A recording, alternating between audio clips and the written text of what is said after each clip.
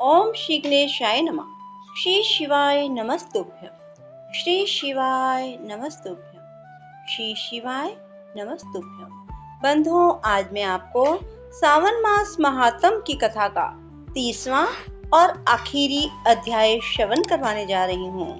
बंधुओं, जिसने सावन मास की कथा को ध्यान पूर्वक, श्रद्धा पूर्वक सुना, भगवान शिव उनके सभी मनोरथ पूर्ण करेंगे।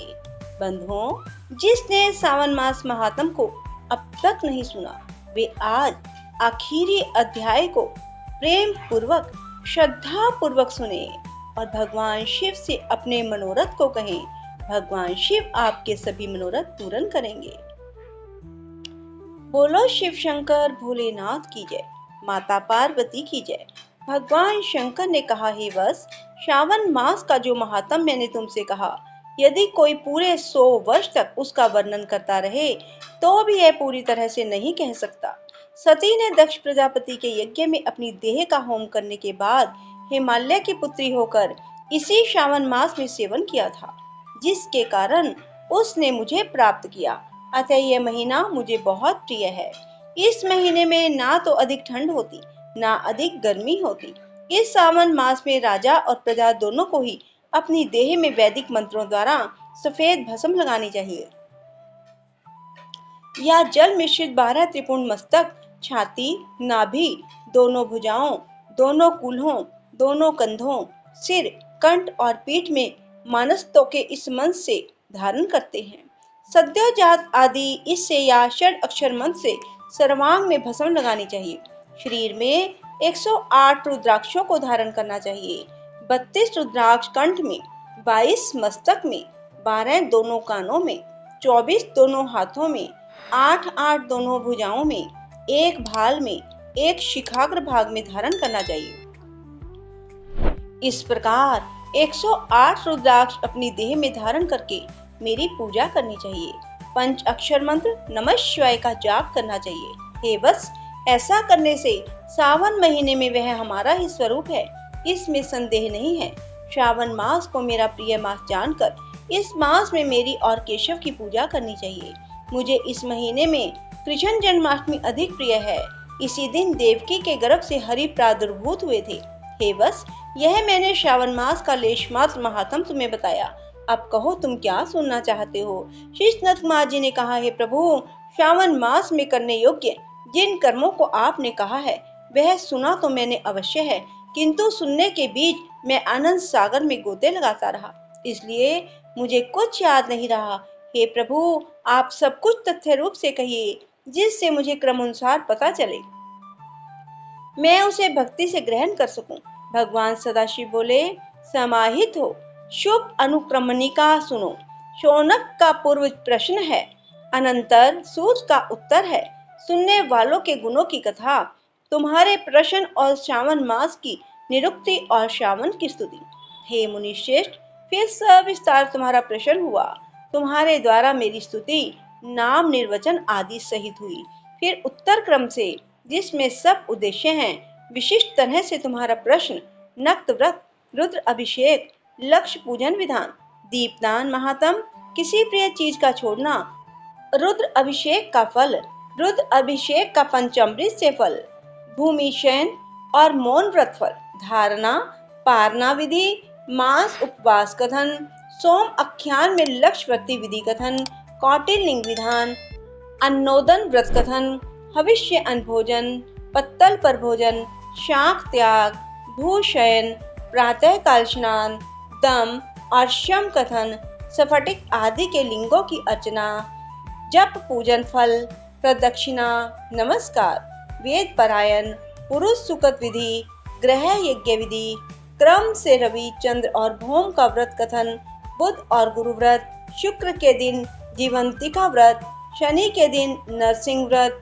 शनि हनुमान और पीपल व्रत कथन, रोटक व्रत, औदुंबर व्रत महात्म, स्वर्ण गौरी और दुर्वा गणपति व्रत कथन, पंचमी में नाग व्रत, षष्ठी को सुपोधन, सप्तमी को शीतला व्रत और पवित्रारोपण विधि, नौमी को दुर्गा कुमारी पूजा, दशमी को आशा व्रत, एकादशी द्वय व्रत, द्वादशी विष्णु प्रीत्यर्थ, पवित्रारोपण, त्योदशी को कामदेव व्रत, चतुर्दशी को शिव प्रीत्यर्थ पवित्रारोपण, पूर्णिमा को उपाक्रम उत्सर्ग तथा श्रावणी क्रम विधि, सरप बलि, हयग्रीव जयंती महोत्सव, सभादीप, रक्षाबंधन, गजानन का संकट नाशन व्रत, कृष्ण जन्माष्टमी व्रत, कथा विधि, पिठौर व्रत, पोला संज्ञक वृषभ व्रत, दरब संग्रह, नदियों का रजस्वला काल, सिंह की संक्रांति में गृह प्रसव होने पर अनिष्ट शांति, करक सिंह सावन में दान, स्नान युक्त मास महात्म, श्रवण एवं कथन,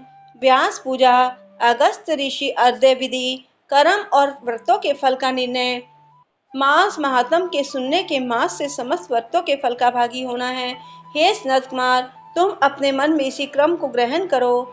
जो प्राणी इस अध्याय को सुनता है वह पूरे मास के व्रतों का फल अनायास ही प्राप्त कर लेता है। हे विप्रेंद्र, प्राणी इस मास के किसी एक व्रत को करने से मुझे सर्वप्रिय हो जाता है।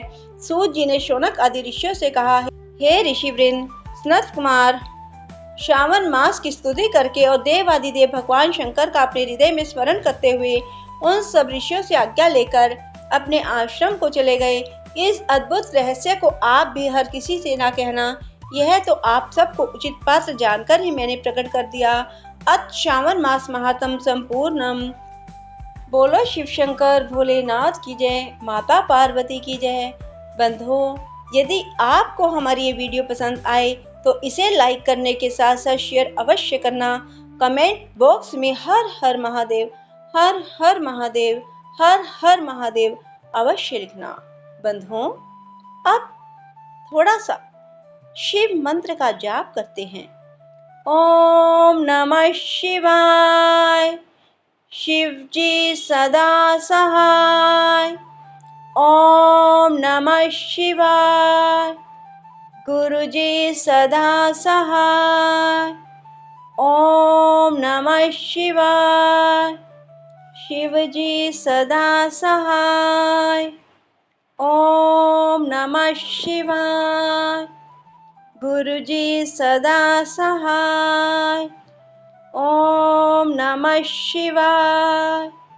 शिव जी सदा सहाय। ओम नमः शिवाय। गुरु जी सदा सहाय। ओम नमः शिवाय।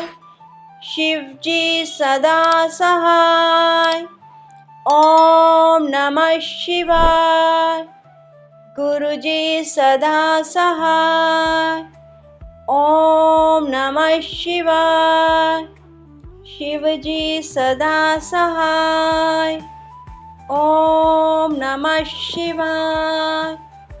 गुरु जी सदा सहाय।